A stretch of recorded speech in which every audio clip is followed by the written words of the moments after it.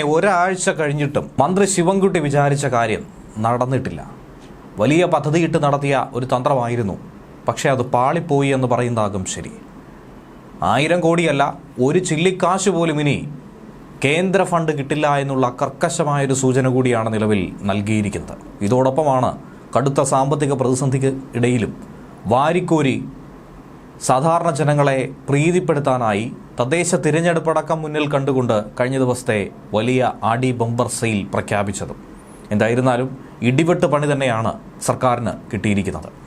അങ്ങനെ ഭരണം തന്നെ പൊളിയുന്ന രീതിയിലേക്ക്, താറുമാറാകുന്ന രീതിയിലേക്ക് കാര്യങ്ങൾ മാറിയിരിക്കുന്നു. മുഖ്യമന്ത്രി പിണറായി വിജയൻ സ്ഥലത്ത് പോലുമില്ലാത്ത സമയം PM-ശ്രീ പദ്ധതി മരവിപ്പിക്കാനുള്ള തീരുമാനത്തിന് പിറകെ കേന്ദ്രത്തിന് കിട്ടാനുള്ള SSK ഫണ്ട് കേന്ദ്രം തടഞ്ഞിരിക്കുന്നുവെന്ന സൂചനയാണ് നിലവിൽ പുറത്തു വന്നിരിക്കുന്നത്. നേരത്തെ തന്നെ പറഞ്ഞിട്ടുണ്ടായിരുന്നു 1000 കോടിയോളം അടുത്ത തുക SSK ഫണ്ടായി തന്നെ കിട്ടേണ്ടതായിട്ടുണ്ട്. പക്ഷേ PM-ശ്രീ പദ്ധതിയിൽ ഒപ്പുവെക്കാത്തതുമായി ബന്ധപ്പെട്ട വിഷയങ്ങൾ തന്നെയാണ് അതിൽ പ്രധാന കാരണം. ഉടനടി തന്നെ 300 കോടിയോളം അടുത്ത് SSKയിലേക്ക് റിലീസ് ചെയ്യുമെന്ന സൂചന കഴിഞ്ഞ ദിവസം ശിവൻകുട്ടി നൽകിയിരുന്നു. പക്ഷേ SSK ഫണ്ടിൻ്റെ ആദ്യ ഗഡു ബുധനാഴ്ച കിട്ടേണ്ടിയിരുന്നിട്ട് ഇതുവരെയും കിട്ടിയിട്ടില്ല. അത് സംബന്ധിച്ചുള്ള വിവരങ്ങളൊന്നും കിട്ടുന്നുമില്ല.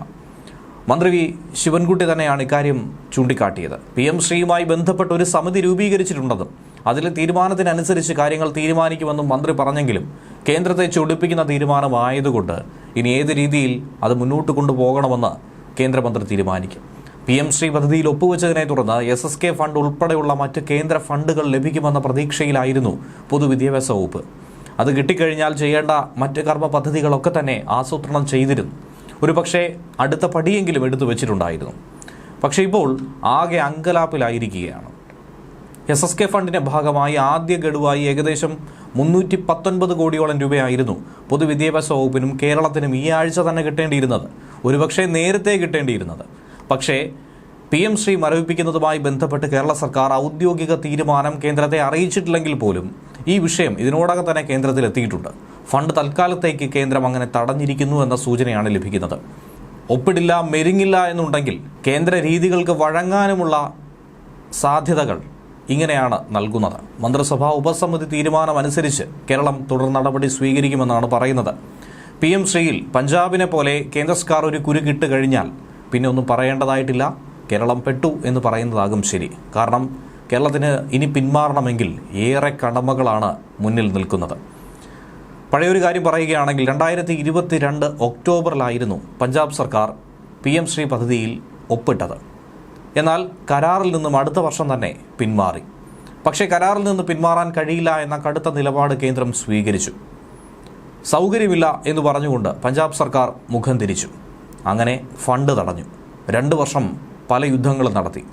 ഏറ്റവും ഒടുവിൽ സമ്മർദ്ദം ഫലം കണ്ടു. 2024 പഞ്ചാബിന് വീണ്ടും PM-ശ്രീയിൽ പങ്കാളിയാകേണ്ടി വന്നു. നയപരമായി തന്നെ എതിർപ്പുള്ളതുകൊണ്ട് കേരളത്തിന് ആ വഴി സ്വീകരിക്കാൻ കഴിയില്ല എന്ന് വേണം മനസ്സിലാക്കാൻ. ഒന്നാമതേ സാമ്പത്തിക പ്രതിസന്ധിയിലൂടെ മുന്നോട്ട് പോകുന്നു. ഈ സാഹചര്യത്തിൽ ഒരു തരത്തിലും കേന്ദ്രത്തോട് പടവെട്ടാൻ ഈ സാഹചര്യത്തിൽ കഴിയില്ല. പ്രത്യേകിച്ചും തിരഞ്ഞെടുപ്പുകൾ മുന്നിൽ കണ്ട് നിൽക്കുന്ന ഒരു ഘട്ടത്തിൽ പിന്മാറാൻ കരാർ വ്യവസ്ഥ പ്രകാരം കേന്ദ്രത്തിന് മാത്രമേ ഇനി സാധിക്കൂ. കേന്ദ്രത്തിന് മാത്രമാണ് അതിനുള്ള അവകാശം. വേണ്ട എങ്കിൽ അത് കേന്ദ്രം വയ്ക്കണം. ഒരിക്കലും കേരള സർക്കാരിന് മറ്റ് നടപടി സ്വീകരിക്കാൻ കഴിയില്ല എന്നുള്ളതാണ് യാഥാർത്ഥ്യം. പദ്ധതി മരവിപ്പിച്ചില്ലെങ്കിലും അതെങ്ങനെ മറികടക്കാമെന്നുള്ള ഒരു വിഷയം അതുതന്നെയാണ് സർക്കാരിനുള്ള വെല്ലുവിളിയും. അതേസമയം ധാരണാപത്രത്തിൽ ഒപ്പിട്ടെങ്കിലും PM-ശ്രീ പദ്ധതിക്കുള്ള പണമൊന്നും കേരളം കൈപ്പറ്റാത്തത് കൊണ്ട് പിന്മാറുന്നതിൽ എന്താണ് തെറ്റ് എന്നാണ് കേരള സർക്കാർ ചൂണ്ടിക്കാണിക്കുന്നത്. നിയമപരമായി തടസ്സമില്ലെന്ന് ചില നിയമവിദഗ്ധർ തന്നെ പറയുന്നുണ്ട്. മന്ത്രിസഭാ ഉപസമിതി ഇക്കാര്യങ്ങളൊക്കെ തന്നെ ചർച്ച ചെയ്ത് ഒരു തീരുമാനം ഉടനടി തന്നെ എടുക്കുന്നുണ്ട്. ഇതിനിടയിൽ തന്നെയാണ് കടുത്ത സാമ്പത്തിക പ്രതിസന്ധിയിലും തിരഞ്ഞെടുപ്പിനെ മുന്നിൽ കണ്ട് തന്നെ വാരിക്കോരി വാഗ്ദാന പെരുമഴ കഴിഞ്ഞ ദിവസം നൽകിയത്. തദ്ദേശ നിയമസഭാ തിരഞ്ഞെടുപ്പ് മുന്നിൽ കണ്ട് തന്നെയാണ് ഈ പ്രഖ്യാപനങ്ങൾ പിണറായി സർക്കാർ കടുത്ത പ്രതിസന്ധിക്കിടയിലും നടത്തിയിരിക്കുന്നത്.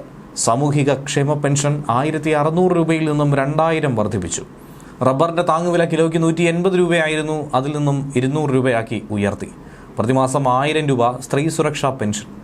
1,00,000 രൂപയിൽ താഴെ കുടുംബ വരുമാനമുള്ള വിദ്യാർത്ഥികൾക്കും തൊഴിലന്വേഷകർക്കും പ്രതിമാസം 1000 രൂപ കണക്ട് വർക്ക് സ്കോളർഷിപ്പ് എന്നിവ പ്രഖ്യാപിച്ചു.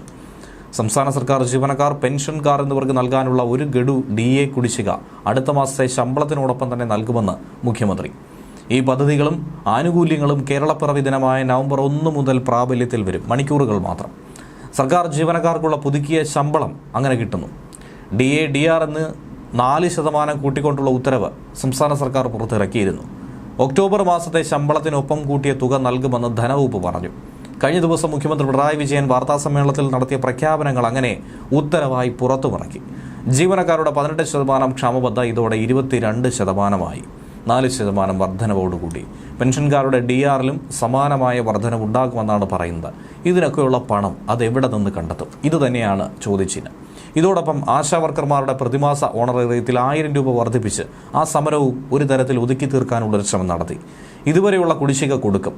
കുടുംബശ്രീ ADSകൾക്ക് പ്രവർത്തന ഗ്രാന്റ് പ്രതിമാസം 1000 രൂപയാക്കി. അംഗൻവാടി വർക്കർ, ഹെൽപ്പർ എന്നിവർക്കുള്ള ഓണറേറിയം 1000 രൂപ കൂട്ടി. സാക്ഷരതാ പ്രേരക്മാരുടെ ഓണറേറിയത്തിലും 1000 രൂപയുടെ വർധനയുണ്ട്. ആയമാരുടെയും പ്രീ പ്രൈമറി അധ്യാപകരുടെയും വേതനം 1000 രൂപ കൂട്ടി. ഗസ്റ്റ് ലെക്ചർമാരുടെ പ്രതിമാസ വേതനം പരമാവധി 2000 രൂപ ഉയർത്തി.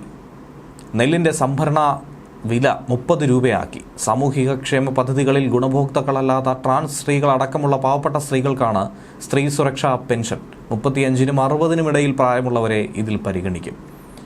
മഞ്ഞക്കാർഡുള്ളവർ, മുൻഗണനാ വിഭാഗം അതായത് പിങ്ക് കാർഡുള്ളവർ, ഈ വിഭാഗത്തിൽപ്പെട്ട സ്ത്രീകൾക്ക് ഇത് നേട്ടമായി മാറും. പ്രതിവർഷം 3800 കോടി രൂപ ഈ പദ്ധതിക്കായി സർക്കാർ ചിലവിടേണ്ടി വരും. അതും എവിടെ നിന്ന് കണ്ടെത്തും? +2, ITI, ഡിപ്ലോമ, ഡിഗ്രി പഠനത്തിന് ശേഷം വിവിധ നൈപുണ്യ കോഴ്സുകളിൽ പഠിക്കുന്നവരോ ജോലി മത്സര പരീക്ഷകൾക്ക് തയ്യാറെടുക്കുന്നവരോ ആയിട്ടുള്ള 18 മുതൽ 30 വയസ്സുവരെ പ്രായക്കാരായ യുവാക്കൾക്കാണ് കണക്ട് ടു വർക്ക് സ്കോളർഷിപ്പ് ഉള്ളത്. ഇനി അതിദാരിദ്ര്യ നിർമ്മാർജ്ജന പദ്ധതിയിൽ ഉൾപ്പെട്ട ഭൂരഹിത, ഭവനരഹിത ഗുണഭോക്താക്കൾക്ക് വീടോടുകൂടി വസ്തു വാങ്ങി രജിസ്റ്റർ ചെയ്യുന്നതിന് മുദ്രവില, രജിസ്ട്രേഷൻ ഫീസ് എന്നിവയിൽ ഇളവ് കൊടുക്കാനും മന്ത്രിസഭായോഗം തീരുമാനിച്ചു കഴിഞ്ഞു. തദ്ദേശ സ്വയംഭരണ സ്ഥാപനങ്ങൾ നൽകുന്ന ഫണ്ട് ഉപയോഗിച്ചോ സർക്കാരിൻ്റെ ഏതെങ്കിലും പദ്ധതിയിൽ ഉൾപ്പെടുത്തി നൽകുന്ന ധനസഹായം ഉപയോഗിച്ചോ വീടോടുകൂടി വസ്തു വാങ്ങുന്നവർക്കാണ് ഇളവ് കിട്ടുന്നത്. മുദ്രവിലയിൽ പരമാവധി 1,20,000 രൂപ വരെയും, രജിസ്ട്രേഷൻ ഫീസ് ഇനത്തിൽ പരമാവധി 30,000 രൂപ വരെയും പരമാവധി 3 വർഷ കാലയളവിലേക്കാണ് ഈ ഇളവ്. അങ്കമാലി നഗരസഭാ പരിധിയിലെ ഗുണഭോക്താക്കൾക്ക് പൂർണ്ണ ഇളവ് കൊടുക്കും. ഇത്തരത്തിലുള്ള പ്രഖ്യാപനങ്ങളാണ് സർക്കാർ കഴിഞ്ഞ ദിവസം നടത്തിയത്.